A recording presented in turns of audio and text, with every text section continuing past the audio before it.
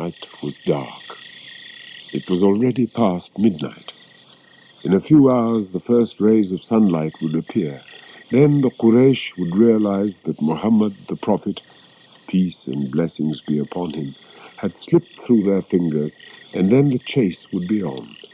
They would leave no part of the city unsearched. The blessed Prophet had already left his house. Ali lay asleep in the blessed Prophet's bed. The house was being surrounded by 12 young men of the Quraysh who jointly had plotted to kill the blessed Prophet that night. He knew the time to emigrate had arrived. The preparations had already been made. From his own house, the blessed Prophet came to Abu Bakr's house in Misfala, the part of Makkah which lay just to the south of Kaaba. Although they wanted to reach Medina in the north, they took the route to the south. They knew that the first place the enemy would look after realizing that Muhammad had escaped would be the way to Medina and the house of Abu Bakr. So to confuse their pursuers and gain time, they went south. Soon the Prophet and Abu Bakr came to the mountains and hills which lie south of Makkah. They began looking for a place where they could take refuge while the enemy was searching for them. After trudging up and down mountain paths, they found a cave on Mount Thor. It was desolate, isolated, and very deep. It seemed never to have been visited by human beings before. The night was still dark, except for the light from the stars. Abu Bakr entered the cave first, cleared it of pebbles and stones, and began looking for snakes which might harm the blessed Prophet. He took off a garment he was wearing, tore it into strips, and filled up every hole he could find. After making the cave safe and secure, he came out and invited the blessed Prophet to step inside. Abu Bakr loved no one more than the blessed Prophet. He had faith in him when few were prepared to believe. He spent all his money for the cause of Islam, and now he was given the honor of accompanying the blessed Prophet on that memorable journey to Medina which would change the course of human history. Earlier, as they walked from Abu Bakr's house in Misfala to the cave of Thor, Abu Bakr sometimes fell behind, and sometimes moved briskly on ahead. The blessed Prophet asked him why he didn't stay by his side. Abu Bakr replied, "I am on the lookout for any threat or danger. Sometimes I go back and see if anyone is following us, and sometimes I go ahead to see if there's any danger."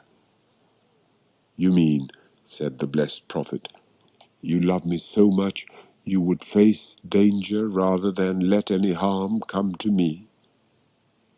"Yes, O Prophet," Abu Bakr replied. By the time the blessed Prophet and Abu Bakr had settled in the cave, it was dawn, and back at Makkah, the young men found out that the man who had been sleeping in the blessed Prophet's bed was not the blessed Prophet, but Ali. They became very angry and frustrated. Immediately they launched a search for the blessed Prophet. Saddling their horses, they galloped along the road to Medina, but found no tracks, so they gave up and came back.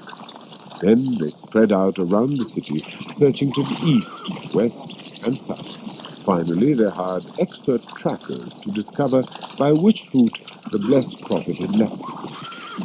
Soon, saddling up again, they headed for the mountains south of Makkah. Now they were on the right trail.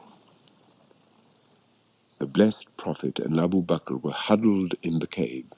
Even though they had traveled in the opposite direction to confuse the Quraysh and were in a cave which they believed would not be easily discovered by their enemies, they still did not feel secure.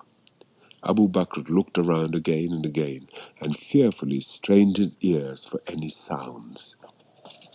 Eventually they heard footsteps. Quite a few people had arrived in the area.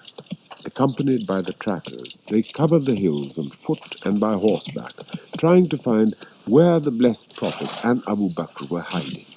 Finally, they reached the mouth of the cave, but they found that a spider had woven a web over its entrance. Obviously, they concluded, no one could be inside. One of the trackers, Kurs bin al-Qama, remarked, The footsteps come to this point, then vanish. Where did they go from here? Let us go inside, said another. Maybe they are here. Umayyah bin Khalaf, a prominent Quraysh chief, was with them. He shook his head. There's no point in going inside the cave. What will you find there? No one has entered recently. The spider's web was woven long before Muhammad was born, I wager. Let's not waste any more time here. Another of the pursuers was standing so close to the mouth of the cave that the blessed Prophet and Abu Bakr could see his feet. Abu Bakr was extremely worried and fearful, not for his own life, but in case any harm should come to the blessed Prophet.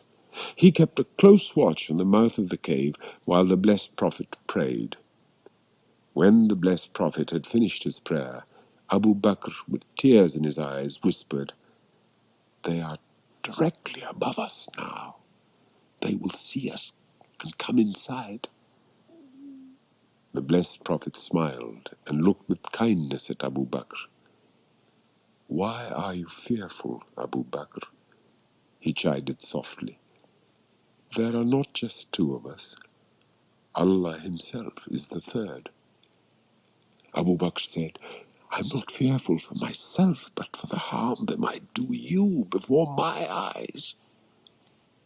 The Prophet replied, "Grieve not, for God is with us."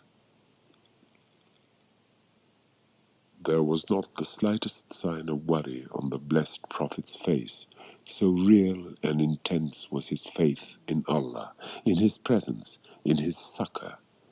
He saw with certainty that Allah was there with him, even though no material or physical help was in sight. "Indeed," said Allah in the Quran,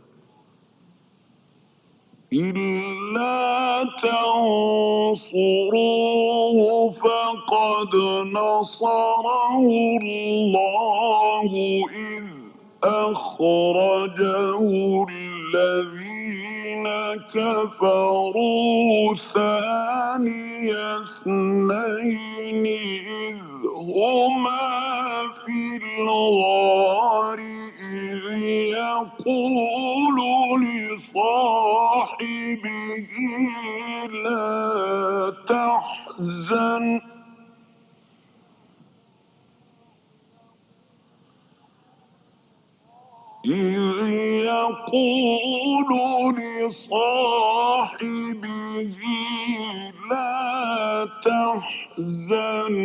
إِنَّ اللَّهَ مَعَنَا. Allah helped him when he was driven out by the Kafirs. He was one of the two men when both of them were in the cave, and he was saying to his companion, "Grieve not, for Allah is with us."